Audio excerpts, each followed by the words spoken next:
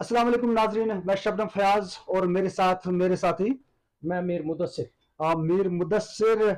जानते हैं आप कि ईद जब आती है खुशियां लेकर आती है। और नाजरीन, ईद का जो ये जो प्रोग्राम है ईद स्पेशल, ये हमने इसलिए लाया कि हम आपसे बात करें। और कुछ बातें ऐसी हैं जिनको पहुंचाना भी बेहद ज़रूरी है, जो समाज के हर एक तबके तक।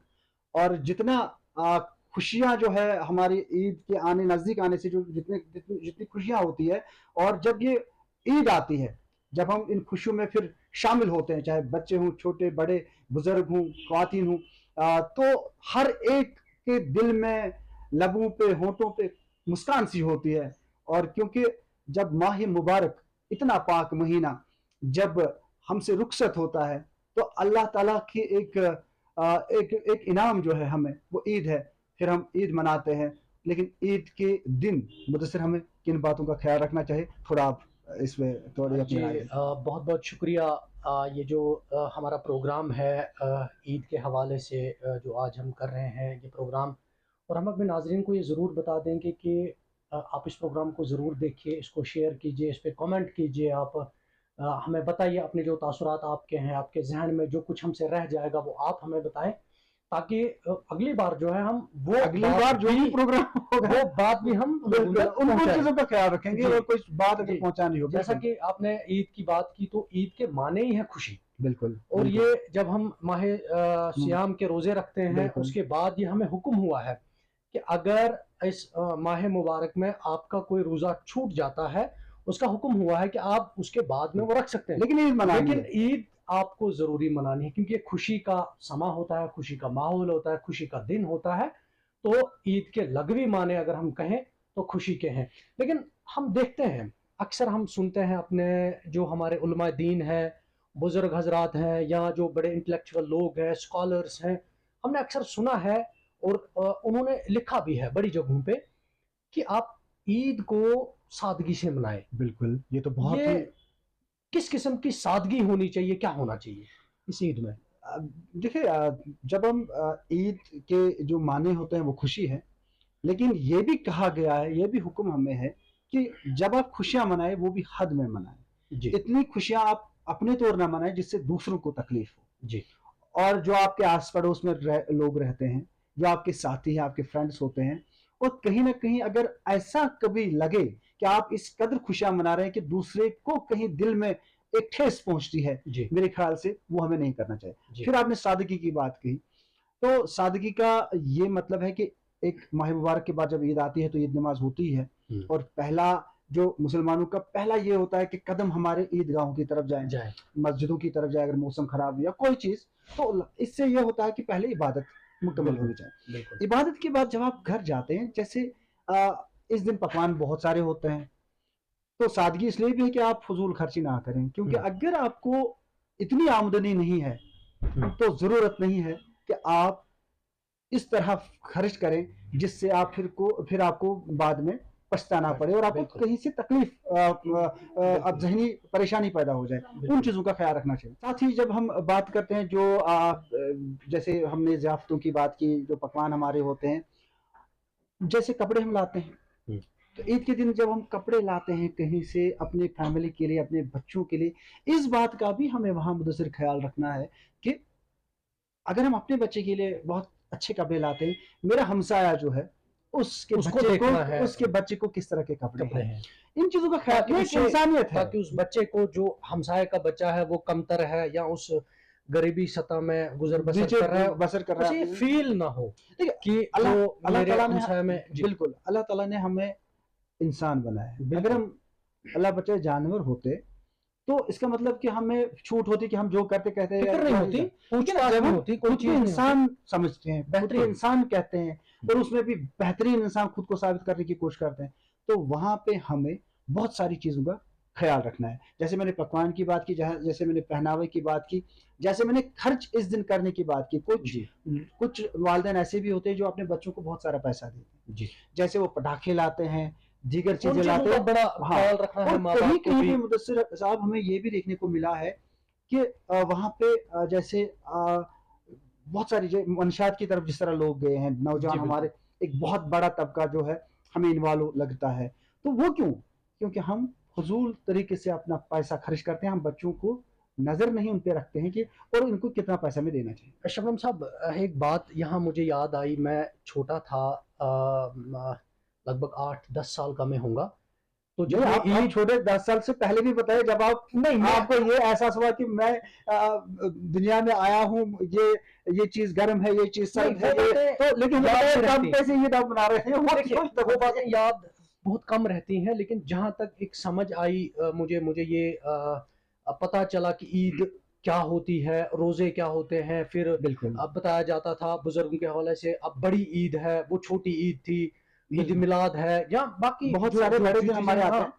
तो अक्सर हम देखते थे, मैं अपने घर में देखता था कि जो हमारे रिश्तेदार होते थे अपने गाँव में, हम्म, जो हमारे मोहल्ले में होते थे, वो एक दूसरे के घर आया जाया करते थे वही वही तो और ईद मुबारक पेश करते थे। सुबह आ जाते थे, सलाम दुआ करते थे, मिठाइयाँ होती थी, या फिर चाय कम से कम होती हाल थी, चाल पूछते थे, हाल चाल पूछते बिल्कुल थे, और उससे एक अच्छा एक तालमेल रहता रास्ता था। बन जाता था, एक रिश्ता आज मजबूत होता था। आज उस चीज को आप कहाँ देखते हैं, कहाँ की तरफ जा रहे हैं हम, क्योंकि खुशियों का त्योहार है, कहाँ की जा रहे हैं हम। बिल्कुल इस बात का मैं जवाब दूंगा, लेकिन पहले मैं ये भी कहना चाहूंगा कि इस जो हमारा ईद स्पेशल प्रोग्राम है मशाल टाइम्स पे जो आप देख रहे हैं, तो इस प्रोग्राम को आप तक पहुंचाने के लिए हमारे साथ बहुत सारे दोस्तों ने ताउन किया है, और खासकर पहले हम गिकिस इंस्टीट्यूट डांगरपुरा पुलवामा की बात करें, जहाँ जी, पे जहाँ पे आप कंप्यूटर ट्रेनिंग कर सकते हैं, शॉर्ट हैंड टाइपिंग आप अपने बच्चे को सिखा सकते हैं, और साथ ही साथ जो इंग्लिश स्पीकिंग कोर्स है,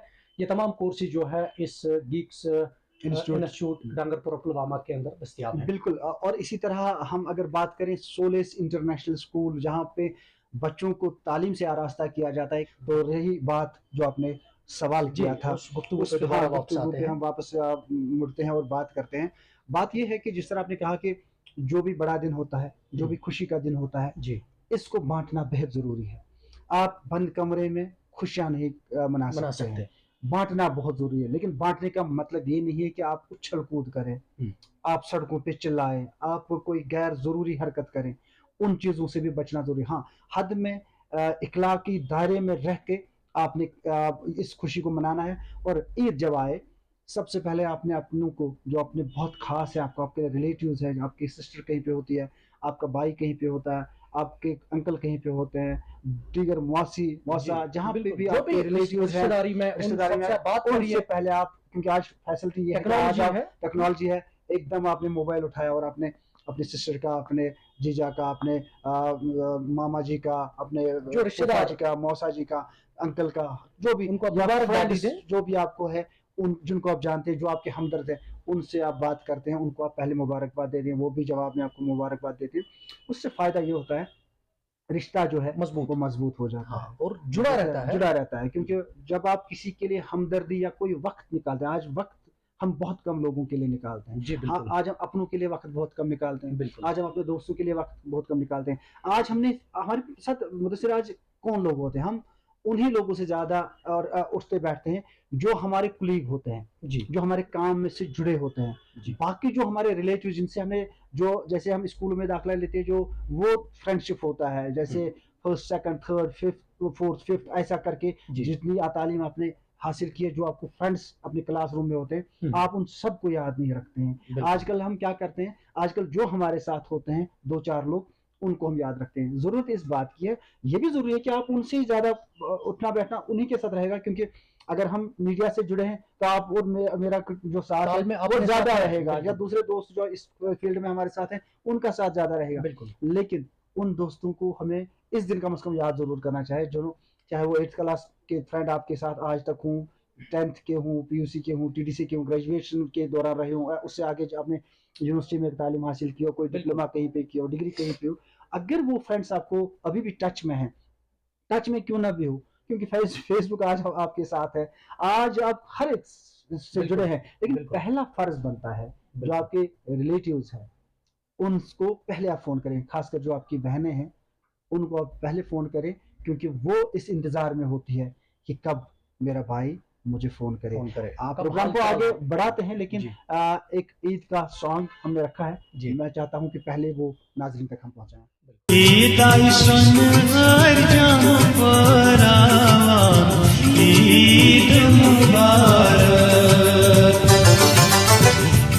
आई सुन हर जम फरावान ईद मुबारक लोल खत दिलदार आई रंजनावान ईद मुबारक।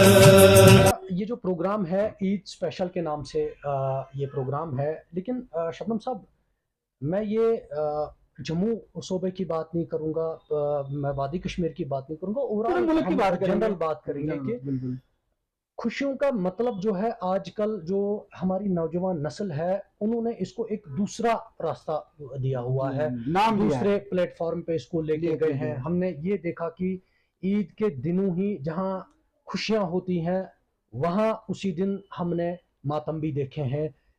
क्या इसमें माँ बाप की जिम्मेदारी बनती है क्या, ताकि वो उनका ख्याल रखें, वो किसी बुरे सोहबत में तो नहीं है, गलत रास्ते पर तो नहीं है? कोई बात आप आइडेंटिफाई करें कि किस जी बिल्कुल, जैसे खासकर हम नशा, ड्रग्स की बात करेंगे। हमने अक्सर देखा है ईद की खुशियां घरों को मातम में तब्दील तब्दील होते कर हुए देखा है, और हमने लगते जिगरों को जो उनके लगते जिगर है उनको उनसे जुदा होते अपनों हुए से देखा है। दूर होते हुए देखा। बिल्कुल, तो उसमें एक गिरावट इतनी आई है हमें, और हमने ये भी देखा है कि आज माँ बाप जो है अपने बच्चे से बात ही नहीं कर पाते, और ये समझते हैं कि मेरा बच्चा बड़ा हो गया है, मैं शर्म महसूस कर रहा हूँ अपने बेटे से बात करने के लिए, बेटा शर्म महसूस करता है वो अपने बाप से बात करने के लिए। और कुछ चीजें हमने ऐसी देखी हैं जिन घरों में माँ बाप जो है वो अनपढ़ है, उन्होंने स्कूल नहीं देखा, लेकिन एक बुजुर्ग का तजुर्बा बहुत काफी होता है सर, जहां तक मेरा ताल्लुक है।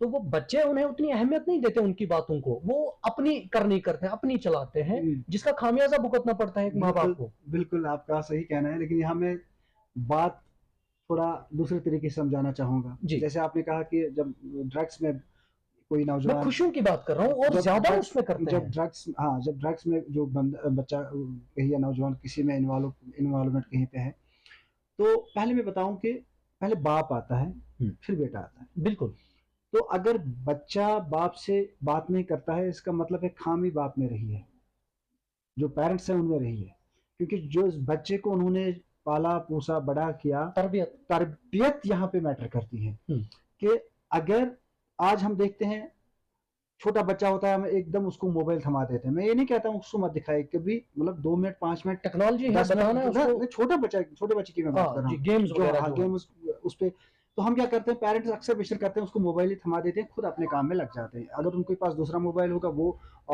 उसके साथ लगे रहेंगे, अगर कोई और काम होगा तो उसमें लगे रहेंगे। तो बच्चे को वो ये नहीं देखते इसने कितनी देर तक मोबाइल हाथ में रखा। एक तो उसकी सेहत पे असर बुरा पड़ता है जी, दूसरा उसका आदी हो जाता है, तीसरा उसके बिना फिर वो मानता नहीं है जी। पेरेंट्स को। छोटे बच्चे को मोबाइल देके ये लगता है कि हमें छुटकारा मिला, अभी बच्चा हमारी गोद में नहीं आएगा, हमें कांधे से तंग नहीं नहीं करेगा। करेगा, उधर तंग नहीं करेगा, इधर तंग नहीं करेगा, जी। लेकिन उसका जो ये असर उसके गलत है। असर उसका ये होता है गलत, कि आगे चल के बच्चा वही अडॉप्ट करता है। जी। जब बच्चे में इतनी स्ट्रेंथ आती है कि वो खुद खाता है, खुद पीता है, खुद बाहर निकलता है, तो ये जहन में उसको रही होती है ये चीज, और उसको उसके जहन में इसी चीज ने घर किया होता है। हमने उसको तरबियत से महरूम रखा होता है, इखलाकियात से दूर रखा होता है, बड़े छोटे की इज्जत किस तरह करनी है उससे महरूम रखा होता है। बच्चे की यहाँ पे गलती नहीं होती, लेकिन फिर बच्चा अगर मुंह फेरता है वालिदैन से, फिर हर कोई बोलता है इसका बच्चा ठीक नहीं है, गलत सोहबत है, गलत तरबियत है।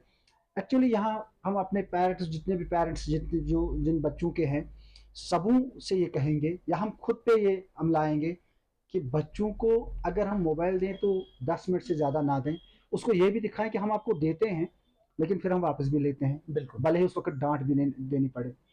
और जहाँ बाप डांटे वहाँ माँ जो है वो बचाव के लिए बच्चे का साइड ना लें, और जहाँ माँ डांटे वहाँ बाप पे फर्ज बनता है कि वो बच्चे का साइड ना लें। बिल्कुल, साइड ले हकीकत का। अगर माँ कहती है कि ये गलत है, बाप को चाहिए कि उसको ये नहीं चाहिए कि सपोर्ट करना। हाँ, मैं कश्मीरी में कहूंगा हेत हाथ से कैसी इश्मियोन गोबर, बिल्कुल, तो ये नहीं करना चाहिए, ये मेरा बेटा ये नहीं करना चाहिए, वो हमारा बेटा है, वो समाज का बेटा है।